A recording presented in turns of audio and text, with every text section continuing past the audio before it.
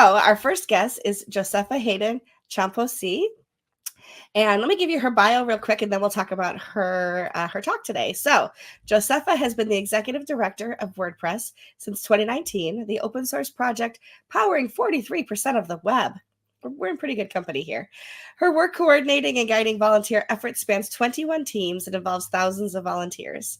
She's sponsored by Automatic, the parent company behind WordPress.com, WooCommerce, and Tumblr, where she leads the open source division that focuses on all aspects of open source contribution and the health of the overall WordPress ecosystem.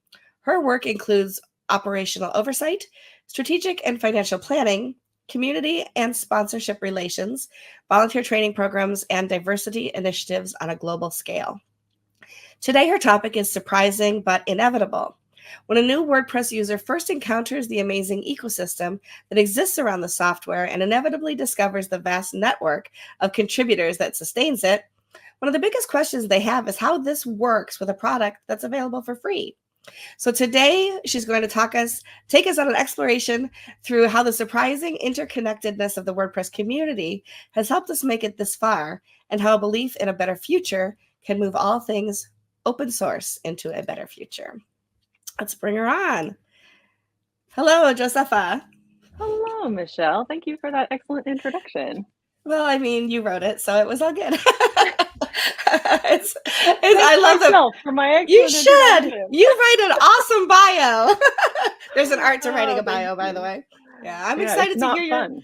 No, it is not. I usually ask somebody else to write it, and then I tweak it. Eventually, it's all my own words, but it gets you started in the right direction. That's right. That's right. So you sit at a very what I always say, heavy is the head that wears the crown, right? Like you sit in an advantageous area in WordPress where you are a decision maker for a lot of things, and a lot of problems cross your desk every day, but also you sit at the top of things where you get to make decisions and you help people with those problems. So it's a double-edged sword for sure. I do my best. Absolutely. Well, I'm excited to hear your topic today. I'm going to take myself off, turn the floor over to you. If people have questions as we go through this, you can absolutely put them in the chat, because this is being broadcast on YouTube. And then after Josepha's talk, we will bring those cues to her to A. Anyway, I've never said it that way before. Pay no attention to me. It makes perfect sense. It's good. Okay. Without further ado, Josepha, the floor is yours. Thank you. All right, excellent. So as Michelle said, today I'm talking about surprising but inevitable. So what if I told you that every good story has the same ending? It doesn't matter the type of narrative or the genre that it exists in. Every good story has an ending that is surprising but inevitable. Surprising because it's not what you expected, it's not what you would have done. But inevitable because when you track back through the milestones and everything that you have always known to be true along the way, there's just no other way it could have happened. So today we're going to look at that initial surprise when you discover the WordPress project and explore the bits and pieces that make it inevitable. If you're here with a friend or catching this somewhere online later, let me make sure we all know what's so surprising about what we're doing here. So WordPressers work and play in a multi-billion-dollar industry that's been made possible by a free and open piece of software. The software that's been built in public by some of the smartest and most dedicated people that you will never meet. Surrounded by an ecosystem of plugins that make any problem solvable and themes that fit every aesthetic. And when you first meet the community, it's this kind of kinetic collective of experts who never seem to rest and live in places you've never heard of. And they get together rarely, but joyfully. And there's always someone who knows someone who has all the answers. The whole thing looks kind of like a party, but also it keeps shipping major updates and massive bespoke implementations of some free software. And honestly, it just can't not be surprising when you first run into it. But even as surprising as it is at first glance, when you start to learn about what's inside it, how it works, how it wants to function, It feels like there's just no other way it could have happened. So I'm not much for hypotheticals. So I'm going to tell you a bit about how I learned about WordPress to kind of illustrate what I'm talking about. I think it is um, sort of indicative of some ideas and thoughts that people have as they come through this learning process, but not necessarily about the software. I feel like that story is pretty similar for everyone. You either inherit a website and have to work with it and learn how to work with it, or it was recommended to you by someone, your developer, your agency, however that works, and you have to learn it in the moment that you encounter it. But what this story actually is going to talk about is how I learned about everything else that makes up WordPress, our philosophies, our people, and the way we do things. Most of you at this point, I think, know that my mother introduced me to WordPress. I've told that story a few times, but I don't think I've ever shared that first true moment of discovery for me. And I will never forget this. I was standing in the back of a presentation titled "Making WordPress Do Everything: Unlocking the CMS." Mitch Cantor was the presenter, and at the end of it, I turned to the person next to me and said, "This is unbelievable. I can't believe more people don't know about this."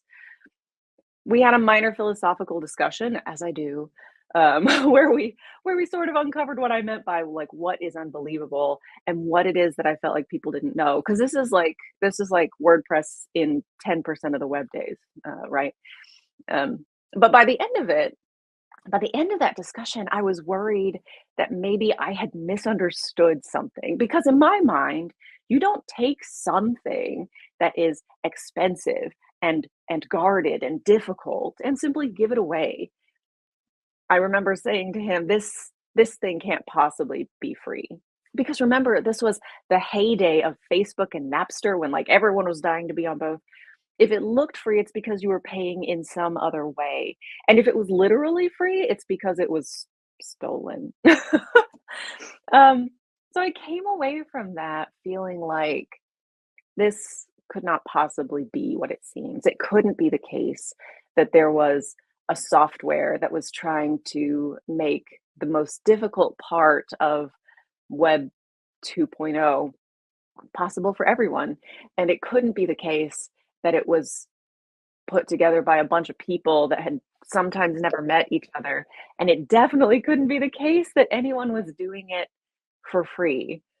And it wasn't until like 5 or 6 years later that I started to understand how connected all of it is. And nothing in there exists individually. And everything that moved was because something else had moved before it, or something else would move after it. And that all of this wasn't happening just by accident. So, let me tell you the key philosophies that I learned, which eventually unlocked not the CMS, but the community for me. And we're going to look at three things. We're going to look at the why, the who, and the how. Um, we're going to look at those in particular because I feel like we always look at the what right now. We look at a lot of numbers, a lot of data, and it's good to know what we're doing. But I think it's also really important to look at things like why we're doing it. So, the why, first off, WordPress has an evocative and personal reason to be, right? Democratized publishing is a perfect mission statement. I love a good vision statement. I love a good mission statement. This one is short, it's active, but most importantly, it's elastic. There's so much more that could be included, even if it's not specifically stated. So naturally, we understand that WordPress came to exist in this moment where content life cycles were quite lengthy. They were 24 hours in some cases, but more often days and weeks and years worth of time that would go into it. So it shortened the content life cycle, which in turn extended the chance to engage with that content. Because not only are you getting more content, more thoughts out there more regularly, but you had commenting available. And so you could engage in conversation with the people who were having these thoughts and sharing them with you. And I think that that made it clear that good ideas don't just belong to the well-connected, they belong to anyone. And when you make an idea available to anyone, then you also have made learning available to everyone. And when learning is available to everyone, then they're more likely to not only succeed, but thrive in a world where knowing the right ways to get answers is just as valuable as knowing the answers already. This might sound familiar to you all. It sounds familiar to me when I talk about it now in this way, in this really consolidated way. It sounds a lot like when the printing press first became available and everyone was so worried that having such readily available information would kind of like deteriorate the brain, but also there was a strong belief that having that information available for everyone whenever they needed or wanted it was much more valuable. So, democratizing publishing isn't just about content cycles, though. It's not just about SEO or publications. It's also about making knowledge, tools, and communities available with as few barriers to entry as possible. Because we know that knowledge, tools, and support are the cornerstones of success. And it's why we have in the WordPress project such low cost events. It's why the software can be downloaded without any cost, and why we rely on our brilliant community to sustain our long term hopes and dreams. If you have not yet run into the community, which I am looking forward to the day that you do, let's talk about that next, because that is the thing that unlocked a lot for me. So, WordPress has a well connected and resilient community. And that makes sense. If your community is well connected, it ends up being resilient. But I define the WordPress community in a pretty broad way. So, anyone who interacts with WordPress, whether they know it or not, is someone that I try to account for when, as Michelle pointed out, I'm trying to make these big decisions and trying to advocate for things as I can from my own position. It's not who I work with every day, obviously. I work with people and companies who are contributing directly to and creating the actual software. But I have to say that when I first encountered you all, I had some assumptions, and everyone does, because this is a software project. And so I assumed that it was all developers. And for some reason, there were also these people who were like just getting other people together to talk about how to use this thing that some developers had given to them. Like that was my basic assumption about how WordPress software was working. And that's really embarrassing for me to admit. And if you'll stick with me into the third section, into the how section, then you will get to learn why that's embarrassing. But also, it's embarrassing just because kind of it is. um, and that, fortunately for me, all changed when I went to my first contributor day. And it was there that I discovered how many people um, and how many people there were that were active in this and how many ways they were defining themselves. I was standing there in the doorway looking over a sea of tables, thronging with people, and I could see that there was no single table that was just toiling away in isolation. People were connecting and forging this living network between tables and others and bringing other people into and out of all of the ways that they were wanting to define themselves and how they felt like they could help them see something else that was also connected to what they cared about. And it was sort of like this. It was kind of like a festival. It was kind of like a music festival, like a swarm of technological multi-hyphenates just running around trying to make things work and make it all function together and be aware of itself in the way that they were aware of each other. Um, and it made me realize that no matter who you were, no matter what goals you had or what skills you were trying to acquire, there was a group for you in this project. There was a group for you in WordPress. And because of this thriving, living network that was bustling around, sometimes that group was a mixture of a few groups. Like you could have, your designers who were also developers. You could have your marketers who also were excellent photographers and also a CEO of a company over here. And like there was there there were so many different combinations of who you had decided you were and also who other people felt you could stretch to become in the WordPress project. And somehow it still all worked. And I I remember standing there at that table trying to at the in the door of that room trying to figure out like which table I belonged to. I've talked about it before, like I am not a developer. I don't know always my role in getting like women into technology or youth into technology. And when you don't quite know your role, it's really hard to figure out where you might belong.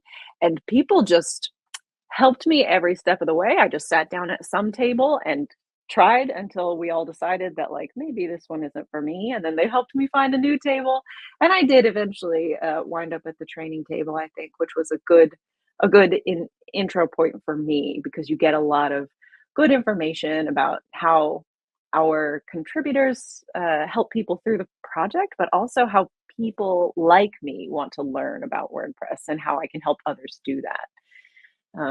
And speaking of how I learn, how people want to learn, how they get through this WordPress project, one of the things that is so surprising about WordPress is how we do what we're doing. So WordPress processes are generally speaking more than what we are doing because there is this inherent understanding that if you want to go fast, you go alone, but if you want to go far, you go together. And WordPressers love to do things together, which is fortunate for me because I don't know about you, but I believe that this thing, WordPress, the community, the software, is not something that can be done alone. And I think that I'm really fortunate to have run into a group of people who agree. So, here again, we're going to set aside the plain facts of this problem, the vastness of the code base, the complexity of the human dynamics, and crossing cultural boundaries as we go, and that unending stream of events that we provide. If you look past some of those quantifiable pieces, there is just the matter of the co creator in open source. And who is our co-creator? Again, if you're here with a friend or if you're watching this later, you might not know what I'm talking about. I assume that most of you are actually creators of WordPress because of why because of the group, the company that is hosting this, and the people that I saw on the speaker lineup. Um, but if you are not, and you are wondering to yourself, what actually does she mean by co-creator? The original definition of this was just anyone who uses your software. And that can get kind of broad and kind of hard to really put your finger on. And so, who am I talking about when I'm talking about our co-creators? It is a company that wants a site with a blog. It's the nonprofit that needs a way to collect donations online. It's the artist that feels the weight of transaction fees when they just want to get their art in the world. It's the reader of countless blogs and stories, the sharer of photos and songs, and the elders who want to preserve their wisdom for the ages. Our co creator in WordPress is everyone that asks us to help them solve a problem with WordPress and everyone that they connect with as a result of those solutions. If we want to make it quite short, we can say, yes, our co-creators are our users. But I think it's more important to know that our co-creators are people who have encountered problems that can be solved with WordPress, because it is those problems and those solutions that moves WordPress forward. And they matter. The people that we are creating solutions for matter because they are the people that we are creating this software for. They are the people that benefit the most from taking something as arcane as web development and making it as mundane as making a WordPress site. And they are the people that we all were at one point. I mean, here you are, creating a little more freedom and opportunity in the world with every new WordPress project that you deliver. Because the WordPress project you first made for yourself gave you that freedom. You are the people that WordPress was built for, and you are the people who will keep building WordPress for others. And knowing those truths about us, this question of why we do this, who we believe that we are, who we believe we can be, and how we choose to do this together makes the surprising reality of open source based businesses truly inevitable. Thank you so much, everyone.